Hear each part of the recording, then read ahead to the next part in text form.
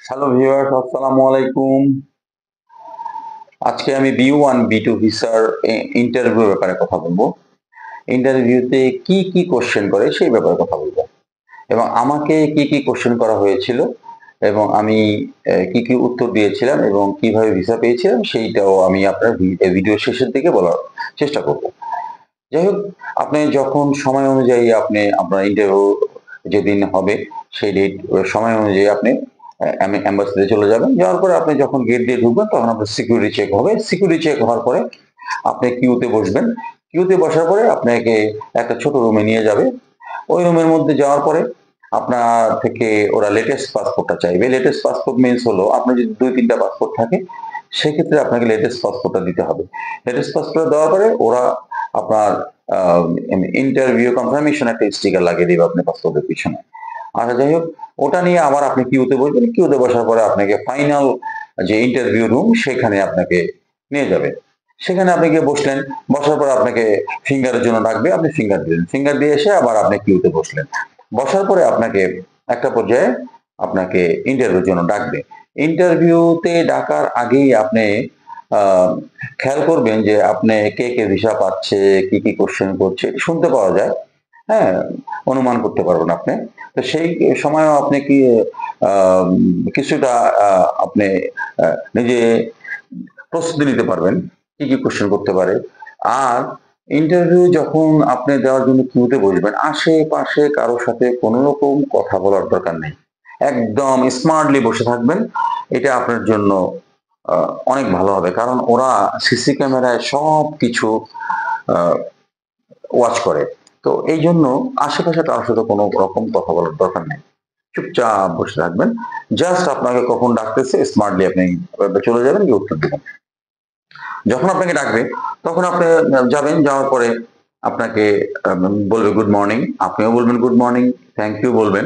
Thank you ওরা এটা বললে ওরা খুব পছন্দ করে। তখন ওরা আপনাকে বলবে গিভ ইউর পাসপোর্ট। হুম? এই প্রসঙ্গে একটু কথা বলে একটা টিপস দিয়ে দেই। আপনারা চেষ্টা করবেন আ ইংলিশে উত্তর দেওয়ার জন্য। হ্যাঁ? তাহলে সেক্ষেত্রে আপনি ভিসা পাওয়ার ক্ষেত্রে একটু এগিয়ে থাকবেন, অ্যাডভান্টেজ পাবেন। যাই হোক, বাংলায় অ্যান্সার দিলেও সমস্যা নেই। সেই ব্যবস্থাও আমেরিকান এম্বাসিতে আছে এবং ওরা খুব ভালো বাংলা বলতে পারে বা বুঝতেও পারে। তারপরেও আপনি ইংলিশে দেওয়ার ট্রাই করবেন। যাই হোক, এরপরে আপনাকে যে কোয়েশ্চেনটা করবে এবং সবাইকে এই কোয়েশ্চেনটা করবেই। এতে কোনো সন্দেহ নাই। কেন তুমি আমেরিকা যাবা? তখন আপনি বলবেন, আমি ঘুরতে যাবো। যেহেতু আপনি B1, B2 ভিসার জন্য এপ্লাই করেছেন। তো এরপরে আপনাকে কোয়েশ্চেন করে, তুমি কোয়েশ্চেন করবে, তুমি আমেরিকার কোথায় ঘুরতে যাবা? তখন আপনি বলবেন, এই জায়গায় একটা টিপস দিই আপনাদেরকে। সেটা হলো সবাই যেভাবে গতানুগতিক উত্তর দেয়, সেই উত্তরটা না দিয়ে আপনি ডিফারেন্ট ওয়েতে একটু উত্তর দেওয়ার চেষ্টা করবেন। সবাই বলে যে আমি নিউ ইয়র্ক যাবো। নিউ ইয়র্কের টাইম স্কয়ার দেখতে যাবো। তারপর ওয়াশিংটন ডিসি যাবো।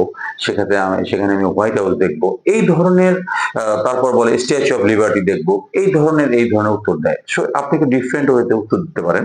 সেটা হলো নায়াগ্রা ফলস আমি আমেরিকান সাইডে আছে। সেটা বলবে আমি আমেরিকার সাইডে নিয়ে নায়াগ্রা ফলস দেখবো। তারপর মায়ামি বিচ দেখবো। এই ধরনের তারপর ইউনিভার্সাল স্টুডিও দেখতে যাবো। এই টাইপের আপনি কিছু অ্যান্সার উত্তর দিতে পারেন।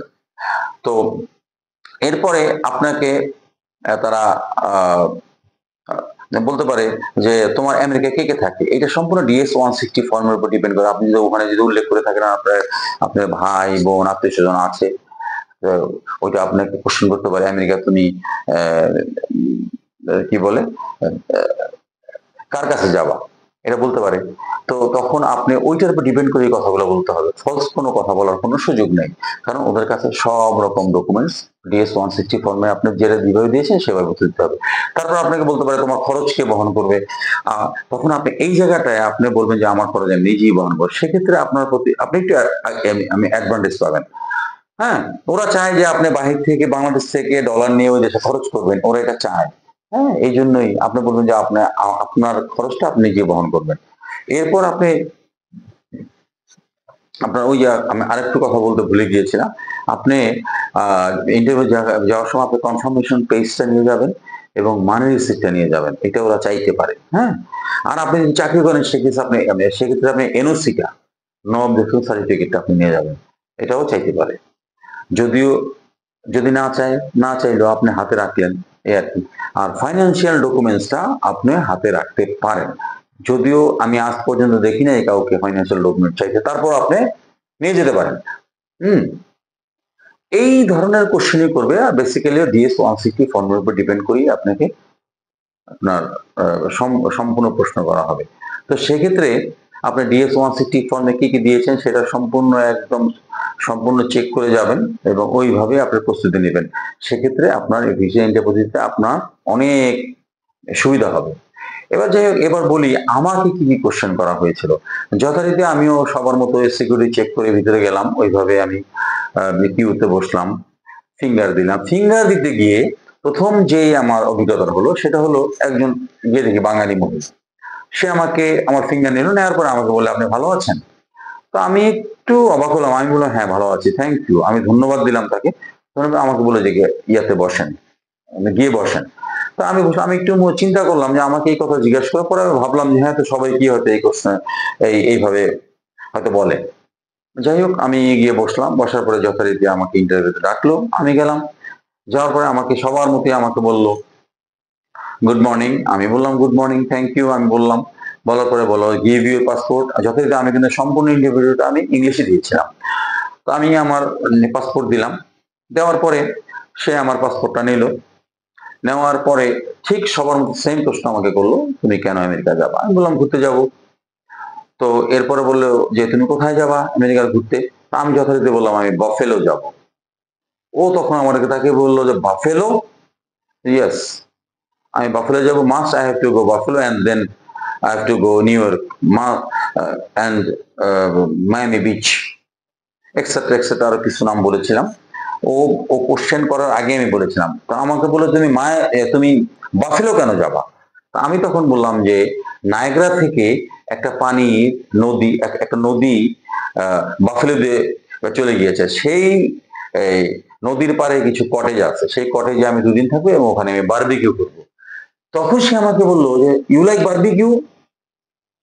তখন আমি বললাম যে ইয়েস আই লাইক বারবিকিউ। তখন আমার প্রতি সে ইন্টারেস্ট গ্রো হলো।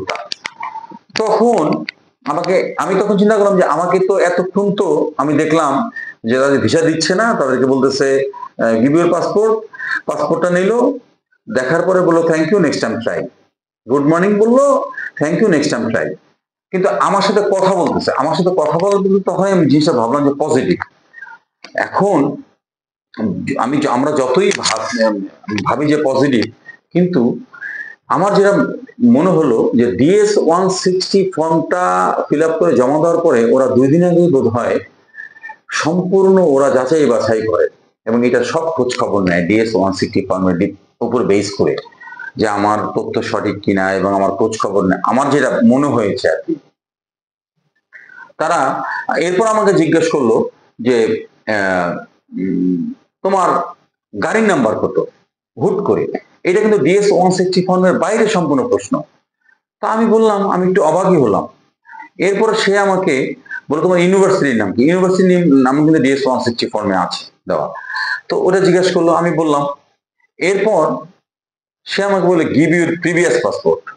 তো আমি আমার প্রিভিয়াস পাসপোর্ট দিলাম। দেওয়ার পরে সে সরাসরি কম্পিউটারে চলে গেল। কম্পিউটারে গিয়ে তাকে সে এখন এতক্ষণ কথা বলছিল আমার সাথে সরাসরি, এখন সে কম্পিউটার চলে গেল। কম্পিউটার গিয়ে একটু পরে সে আমাকে বলছে you have a cute baby.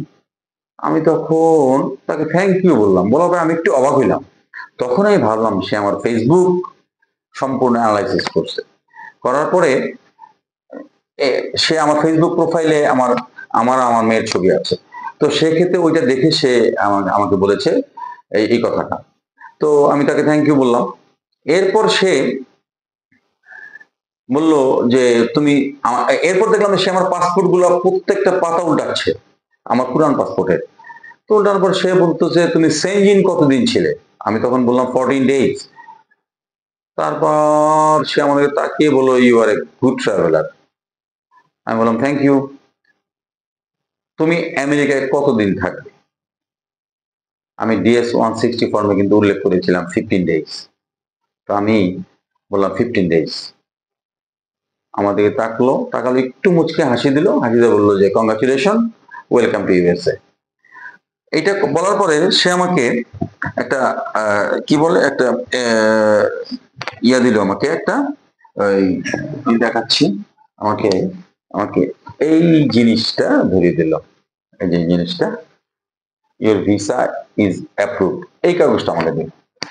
তখন একটু আমাকে খুব মানে খুব খুশি লাগলো। খুশি লাগার পরে আমি খুব কিন্তু আমি বেশি এক্সপ্রেশনটা খুব একটা বেশি দেইনি আমার। তারপরে সে আমাকে বলল কংগ্রাচুলেশন, ওয়েলকাম টু ইউএসএ। তো এটা দেওয়ার পরে আমি যথারীতি চলে আসলাম, তাকে থ্যাংক ইউ দিয়ে চলে আসলাম।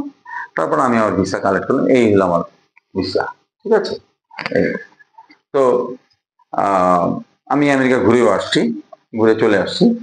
তো আপনাকে আরেকটা ব্যাপার এনশিওর করতে হবে যে আপনি গিয়ে আবার ব্যাক করবেন, এই জিনিসটা কিন্তু ওরা খুব ভালোভাবে যাচাই করে যে আপনি যে ব্যাক করে আসবেন। এবং আমার যেটা মনে হয়েছে, আমার DS-160 ফর্মটা দেখার পরে ওরা আমাকে ভিসা দেবে ডিসিশন নিয়েছে, বাট আমাকে কিন্তু শেষ পর্যন্ত ট্রাই করেছে কোনো একটা ল্যাকিংস পায় কিনা, আমার কোনোভাবে আমার আটকানো যায় কিনা, এটা ট্রাই করেছে। ট্রাই করার পরে আর যখন দেখলো সবকিছু পজিটিভ, দেন আমাকে তারা ভিসা দিয়েছে। তো আপনারা ওইভাবে প্রস্তুতি নেবেন। আরো কিছু কোশ্চেন আমার হয়তো বাদ পড়েছে, উত্তর আমি আমি মনে নেই এখন।